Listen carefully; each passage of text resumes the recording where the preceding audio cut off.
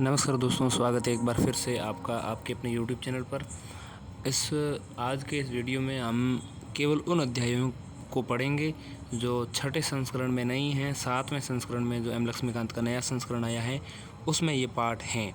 तो कौन कौन से नए अध्याय आए हैं उनको मैं एक ही वीडियो में आपको पढ़ के दिखा रहा हूँ, ध्यान दीजिएगा। अध्याय संख्या 3 जो 7th एडिशन है उसमें अध्याय संख्या 3 जो है एक नया अध्याय है, संविधान की अवधारणा, कॉन्सेप्ट ऑफ द कॉन्स्टिट्यूशन। संविधान शब्द की उत्पत्ति लैटिन के कॉन्स्टिट्यूरे शब्द से हुई है, जिसका अर्थ होता है स्थापित करना या स्थापना करना। वर्तमान अर्थ के अनुसार संविधान शब्द सिद्धांतों का समूह है जो सरकार की व्यवस्था और कामकाज तथा सरकार और लोगों के बीच उनके अधिकारों और कर्तव्यों के संदर्भ में संबंधों को निर्दिष्ट करता है। संविधान को भूमि का मौलिक कानून, देश का सर्वोच्च कानून, देश का मूल कानून, सरकार का साधन, देश के नियम, राजनीति की मूल संरचना, देश का मूलभूत मानदंड आदि के रूप में वर्णित किया गया है। राजनीतिक शास्त्रियों और संवैधानिक विशेषज्ञों ने संविधान को इस प्रकार परिभाषित किया है। गिलक्रिस्ट संविधान के बारे में क्या कहते हैं? गिलक्रिस्ट का कहना है, संविधान नियमों या कानूनों का वह निकाय है जो सरकार की व्यवस्था, सरकार के विभिन्न अंगों में शक्तियों का वितरण और उन सामान्य सिद्धांतों का निर्धारण करता है जिनके आधार पर इन शक्तियों का उपयोग किया जाना है। ये गिलक्रिस्ट का कहना है। इसी तरह से एक और वैज्ञानिक है, मतलब वैज्ञानिक का मतलब यहाँ राजनीतिक विज्ञानी है, वो है गैटेल। गैटेल कहते हैं, देश के स्वरूप को निर्धारित करने वाले मूलभूत सिद्धांत उसका संविधान कहलाते हैं। इनमें वह तरीका शामिल है जिसके द्वारा देश का गठन किया जाता है, सरकार के विभिन्न अंगों के बीच अपनी संप्रभु शक्तियों का वितरण, सरकारी कार्यों के कार्यक्षेत्र का दायरा और तरीका, और सरकार का उन लोगों से संबंध जिन पर इसका उपयोग किया जाना है। इसके अलावा एक है विहियर। विहियर क्या कहते हैं? संविधान किसी देश की सरकार की पूरी प्रणाली का वर्णन करता है और उन नियमों का संग्रह है जो सरकार को स्थापित और विनियमित या नियंत्रित करते हैं। गिलक्रिस्ट जो हैं RN principles of the politics science, इनकी पुस्तक से ही लिए गए थे, और गेटेल का जो नियम है वो RG पॉलिटिकल साइंस की पुस्तक से लिया गया था। और इसके अलावा विहियर के द्वारा भी केसी मॉडर्न कॉन्स्टिट्यूशन जो पुस्तक है उनके पेज से इनको जानकारी को लिया गया था। वेड और फिलिप्स क्या कहते हैं? वेड और फिलिप्स कहते हैं, संविधान विशेष कानूनी मान्यता वाला दस्तावेज है जो देश की सरकार के अंगों के ढांचे और प्रमुख कार्यों को निर्धारित करता है और उन अंगों के संचालन को नियंत्रित करने वाले सिद्धांतों की घोषणा करता है। अब हम समझते हैं संविधान के कार्य। संवैधानिक विद्वान इलियट बुल्मर ने संविधान के कार्यों यानी प्रयोजनों की बहुत अच्छी तरह से पहचान की है और उनकी सूची व्यापक है और इनमें निम्नलिखित बिंदु शामिल हैं। क्या? हाँ, संविधान के बारे में उन्होंने कहा कि संविधान राजनीतिक यानी यह राजनीतिक समुदाय की सीमाएं घोषित करता है और परिभाषित कर सकता है संविधान। इसके अलावा इलियट बुल्मर कहते हैं कि यह राजनीतिक समुदाय की प्रकृति और अधिकार घोषित और परिभाषित कर सकता है। इसके अलावा यह राष्ट्रीय समुदाय की पहचान और मूल्यों को व्यक्त कर सकता है। यह नागरिकों के अधिकार और कर्तव्य घोषित और परिभाषित कर सकता है। यह समुदाय की राजनीतिक संस्थाओं को स्थापित और विनियमित कर सकता है। यह सरकार या उपदेश समुदायों की विभिन्न परतों के बीच शक्तियों के विभाजित या साझा कर सकता है, शक्तियों को विभाजित कर सकता है। यह देश की आधिकारिक धार्मिक पहचान की घोषणा कर सकता है और पवित्र और धर्मनिरपेक्ष अधिकारियों के बीच संबंधों को सीमांकित कर सकता है। यह देश को विशेष सामाजिक, आर्थिक और विकासात्मक लक्ष्यों के लिए प्रतिबद्ध कर सकता है। इलियट बुल्मर संविधान क्या है उनकी पुस्तक से ये जानकारी ली गई है। सिद्धांत और अवधारणाएं, अंतर्राष्ट्रीय विचार, संविधान, ये उनकी पुस्तक है, उनकी पुस्तक का नाम है। बात करते हैं संविधान की विशेषताओं की। अच्छे संविधान की कुछ विशेषताएं या गुण होते हैं जिन्हें नीचे समझाया गया है। जैसे एक होती है संक्षिप्तता। संविधान सटीक होना चाहिए और इसमें अवांछित प्रावधान नहीं होने चाहिए। बहुत अधिक विवरण वाला लंबा संविधान इसके खंडों की व्याख्या में भ्रम पैदा करता है। दूसरा स्पष्टता। स्पष्टता संक्षिप्तता के अलावा स्पष्टता। संविधान को अपने प्रावधानों को स्पष्ट शर्तों में निर्दिष्ट करना चाहिए। जटिल भाषा इसको समझने में मुश्किल पैदा कर देगी। निश्चितता होनी चाहिए संविधान में। इसके अतिरिक्त संविधान में इसके प्रावधानों के लिए निश्चित अर्थ होना चाहिए। अस्पष्ट और अलग अलग अर्थ उनकी व्याख्या में न्यायाधीशों के विवेकाधिकारों को बढ़ा देते हैं। इसके अलावा व्यापकता। संविधान सरकार की शक्तियों के साथ साथ नागरिकों के अधिकारों और कर्तव्यों को निर्धारित करने में व्यापक होना चाहिए। इसमें विवादों और मुकदमों की गुंजाइश कम होगी।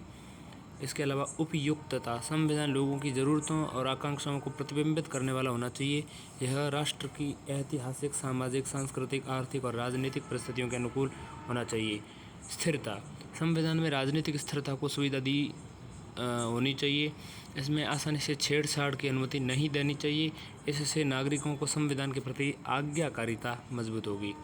इसके अलावा एक है अनुकूलनशीलता। संविधान गतिशील होना चाहिए, न कि स्थिर। उसे बदलती परिस्थितियों और आवश्यकताओं के अनुसार खुद को ढालने में सक्षम होना चाहिए। यह एक जीवंत दस्तावेज होना चाहिए। वर्गीकरण समझते हैं। संविधानों को निम्न प्रकारों में वर्गीकृत किया जा सकता है। जैसे पहला, विकसित और अधिनियमित। विकास के आधार पर संविधानों को विकसित और अधिनियमित संविधानों में वर्गीकृत किया गया है। एक तो विकसित और एक अधिनियमित। विकसित संविधान धीमी और क्रमिक विकासवादी प्रक्रिया का परिणाम होता है। इसके प्रावधान परंपराओं, प्रथाओं, सिद्धांतों और न्यायिक निर्णयों के रूप में निहित होते हैं। इसे संचयी संविधान के रूप में भी जाना जाता है और ब्रिटिश संविधान इस संविधान का सबसे अच्छा उदाहरण है। ठीक है। दूसरी ओर अधिनियमित संविधान सभा या संवैधानिक परिषद द्वारा विचारपूर्वक बनाया जाता है या राजा या संसद द्वारा प्रख्यापित किया जाता है। इसके प्रावधान पुस्तक या दस्तावेजों की श्रृंखला के रूप में निहित होते हैं। इसे पारंपरिक संविधान के रूप में भी जाना जाता है। अमेरिकी और भारतीय संविधान इस संबंध के सबसे अच्छे उदाहरण हैं। तो अधिनियमित में अमेरिकी और भारतीय संविधान इसके अच्छे उदाहरण हैं। और दूसरा संविधान जो है वो है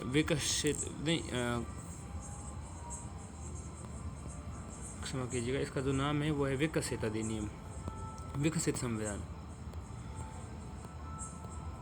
दूसरा है लिखित और अलिखित। प्रावधानों को शामिल करने के आधार पर संविधान को लिखित और अलिखित संविधान में वर्गीकृत किया जाता है। लिखित संविधान वह है जिसमें प्रावधानों को पुस्तक या दस्तावेज या दस्तावेजों की श्रृंखला के रूप में निहित किया जाता है। यह संविधान सभा या संवैधानिक सम्मेलन या किसी अन्य नाम से ज्ञात निकाय द्वारा सचेत रूप से तैयार और अपनाया जाता है। इसे प्रलिखित संविधान या संहिताबद्ध संविधान के रूप में भी जाना जाता है। संयुक्त राज्य अमेरिका, कनाडा, जापान, फ्रांस और भारत के संविधान इस संबंध के कुछ उदाहरण हैं लिखित संविधान में। ठीक है। दूसरी ओर अलिखित संविधान वह है जिसमें अधिकांश प्रावधान पुस्तक या दस्तावेजों की श्रृंखला के रूप में निहित नहीं होते। ये परंपराओं, प्रथाओं, सिद्धांतों, चार्ट्स, विधियों और न्यायिक निर्णयों के रूप में होता है। यह ऐतिहासिक विकास का उत्पाद होता है और किसी निकाय द्वारा विचारपूर्वक तैयार नहीं किया जाता है। इसे गैर प्रलेखित संविधान या असंहिताबद्ध संविधान के रूप में भी जाना जाता है। यूनाइटेड किंगडम, न्यूजीलैंड और इजराइल के संविधान इस संबंध के सबसे अच्छे उदाहरण हैं। लिखित संविधान और अलिखित संविधान के बीच का अंतर वही है जो विकसित संविधान और अधिनियमित संविधान के बीच का है। तीसरा गुण है अनम्य और लचीला। देखिए, संशोधन की पद्धति के आधार पर संविधान को अनम्य और लचीले संविधान में वर्गीकृत किया गया है। यह वर्गीकरण लॉर्ड जेम्स ब्राइस द्वारा किया गया था। James Bryce. अनम्य संविधान वह है जिसे सामान्य कानूनों की तरह संशोधित नहीं किया जा सकता। इसके संशोधन के लिए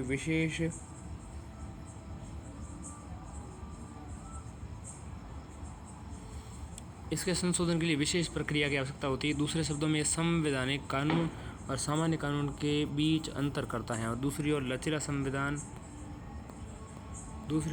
संविधान वह है जिसे सामान्य कानूनों की तरह संशोधित नहीं किया जा सकता। इसके संशोधन के लिए विशेष प्रक्रिया की आवश्यकता नहीं होती। दूसरे शब्दों में यह संवैधानिक कानून और सामान्य कानून के बीच अंतर नहीं करता। लचीले संविधान को परिवर्तनीय संविधान के रूप में भी जाना जाता है। यूके और न्यूजीलैंड के संविधान इस संबंध में कुछ अच्छे उदाहरण हैं। अनम्य संविधान को अपरिवर्तनीय संविधान के रूप में भी जाना जाता है और संयुक्त राज्य अमेरिका, ऑस्ट्रेलिया और स्विट्जरलैंड के संविधान इस संबंध में कुछ अच्छे उदाहरण हैं। भारत का संविधान न तो कठोर है और न ही लचीला, बल्कि दोनों का मिश्रण है। चौथा है संघीय और एकात्मक। राष्ट्रीय सरकार और क्षेत्रीय सरकारों के बीच संबंधों की प्रकृति के आधार पर संविधान को संघीय और एकात्मक संविधानों में वर्गीकृत किया जाता है। संघीय संविधान वह है जो राष्ट्रीय सरकार और क्षेत्रीय सरकारों के बीच शक्तियों का विभाजन करता है। यह उन्हें अपने संबंधित अधिकार क्षेत्र में स्वतंत्र रूप से काम करने में सक्षम बनाता है। दूसरी ओर एकात्मक संविधान वह है जो राष्ट्रीय सरकार के हाथों में शक्ति की एकाग्रता प्रदान करता है। एकात्मक संविधान वो है जो राष्ट्रीय सरकार जो है उसके हाथों में शक्ति की एकाग्रता प्रदान करता है। ये क्षेत्रीय सरकारों को राष्ट्रीय सरकार की अधीनस्थ एजेंसियों के रूप में कार्य करने और उन्हें केवल उन शक्तियों का उपयोग करने हेतु योग्य बनाता है जो उन्हें राष्ट्रीय सरकार द्वारा प्रत्यायोजित की जाती हैं। संघीय संविधान संयुक्त राज्य अमेरिका, स्विट्जरलैंड, ऑस्ट्रेलिया, कनाडा, रूस, ब्राज़ील और कुछ अन्य देशों में प्रचलित हैं। यूके, फ्रांस, जापान, चीन, इटली, नॉर्वे और अन्य देशों में एकात्मक संविधान प्रचलित हैं। भारत के संविधान में संघीय प्रावधानों के साथ साथ एकात्मक प्रावधान दोनों शामिल है, इसलिए केसी व्हीयर द्वारा इसे अर्ध संघीय के रूप में वर्गीकृत किया गया था। पांचवी विशेषता जो है वह है कार्य विधि परक और निर्देशात्मक। कार्य विधि परक। संवैधानिक विद्वान इलियट बुल्मर के अनुसार दो व्यापक संवैधानिक मूल रूपों की पहचान की जा सकती है, कार्यविधि परक और निर्देशात्मक। इन दो प्रकार के संविधानों के बीच का अंतर स्वयं दस्तावेज की प्रकृति और प्रयोजनों से संबंधित है। ठीक है, कार्यविधि परक और निर्देशात्मक क्या है? कार्यविधि परक संविधान के सार्वजनिक संस्थानों की कानूनी और राजनीतिक संरचनाओं को परिभाषित करता है। कार्यविधि परक का मतलब क्या है? संविधान जो है सार्वजनिक संस्थाओं की कानूनी और राजनीतिक संरचनाओं को परिभाषित करता है और लोकतांत्रिक प्रक्रियाओं एवं मौलिक मानवाधिकारों की रक्षा के लिए सरकारी शक्ति की कानूनी सीमा निर्धारित करता है। सरकार कैसे कार्य करती है इसका वर्णन करने के अलावा निर्देशात्मक संविधान सामान्य सामाजिक लक्ष्यों पर व्यापक सहमति मानता है या आरोपित करने का प्रयास करता है, जिसे सार्वजनिक अधिकारियों को प्राप्त करने का प्रयास करना चाहिए। अब हम समझते हैं संवैधानिकता और संवैधानिक सरकार में अंतर। इन दोनों की परिभाषाएं समझते हैं, अंतर तो नहीं, इनकी परिभाषाएं समझ लेते हैं। संवैधानिकता और संवैधानिक सरकार। अर्थ समझते हैं। संविधान और संवैधानिकता यानी संविधानवाद की अवधारणाएं एक दूसरे से घनिष्ठ रूप से जुड़ी हुई हैं, लेकिन उनके बीच कुछ अंतर हैं। जैसे देश के पास संविधान हो सकता है लेकिन ज़रूरी नहीं है कि संवैधानिकता हो। उदाहरण के लिए तानाशाही वाला देश, जहाँ तानाशाह शब्द का कानून होता है, संविधान वाला देश कहा जा सकता है, लेकिन संवैधानिकता वाला नहीं। इसके अलावा संवैधानिकता सत्ता के साथ सरकार की आवश्यकता को पहचानती हैं और लेकिन साथ ही इस बात पर जोर देती हैं कि उन शक्तियों पर सीमाएं लगाई जानी चाहिए। असीमित शक्ति अधिनायकवादी दमनकारी सरकार की ओर ले जा सकती हैं।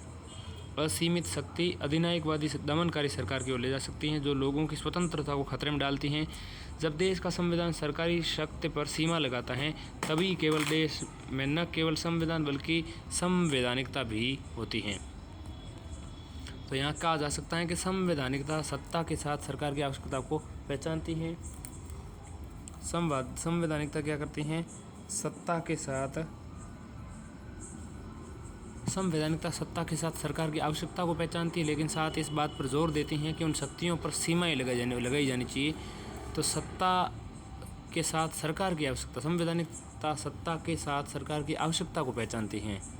संवैधानिकता सरकार की आवश्यकताओं को पहचानती हैं, इस बात पर जोर देती हैं कि शक्तियों पर सीमाएं लगाई जानी चाहिए। असीमित शक्ति अधिनायकवादी दमनकारी सरकार की ओर ले जा सकती हैं जो लोगों की स्वतंत्रता को खतरे में डालती हैं। जब देश का संविधान सरकारी शक्ति पर सीमा लगाता है तभी केवल देश में न केवल संविधान बल्कि संवैधानिकता भी होती है। यानी कि यूँ कह सकते हैं कि संविधान सरकारी शक्ति पर सीमा लगाता है। इसके अलावा संवैधानिकता की अवधारणा संविधान द्वारा या उसके तहत शासित राजनीति है। संवैधानिकता की अवधारणा क्या है? संविधान द्वारा उसके तहत शासित राजनीति है जो अनिवार्य रूप से सीमित सरकार और कानून के शासन को माने निरंकुश और सत्तावादी या अधिनायकवादी शासन के विपरीत मानती हैं। यानी संवैधानिकता जो एक तरीके से जो सत्ता पर सरकार है उसके निरंकुशता पर, सत्तावादिता पर, अधिनायकता पर जो है एक तरीके से रोक लगाती हैं। संवैधानिक सरकार अनिवार्य रूप से लोकतांत्रिक सरकार होनी चाहिए। किसी व्यक्ति या संस्था के हाथों में मनमानी शक्ति भले ही संवैधानिक दस्तावेज द्वारा प्रदान की गई हो, संवैधानिकता की अवधारणा का निषेध होती है। संवैधानिकता राजनीतिक व्यवस्था चाहती हैं जिसमें सरकार की शक्ति सीमित हो या सीमित और इस कारण से